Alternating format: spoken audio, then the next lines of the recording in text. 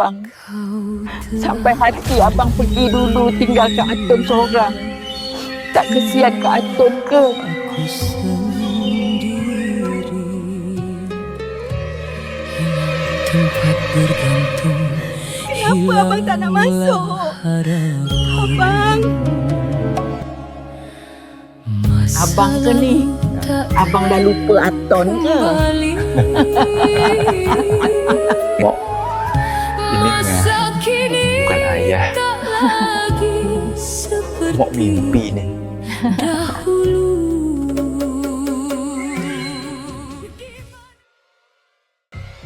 Entah kenapa Mok tu benci kat Long sejak Long kecil lagi.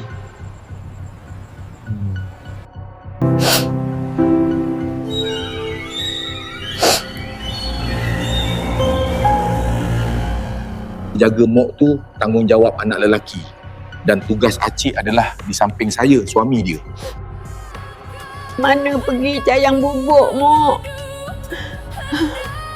Kenapa tak datang tengok, Mok? Adik tak mampu jaga Mok. Sebab adik kena majukan diri dulu.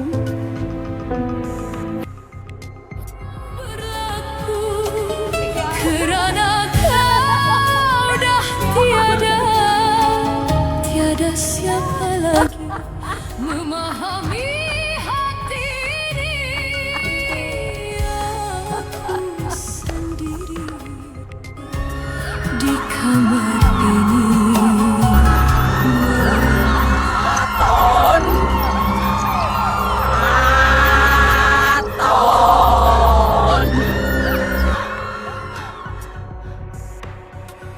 Sekarang ni, dengan muka anak bini Long pun Mok tak nak tengok.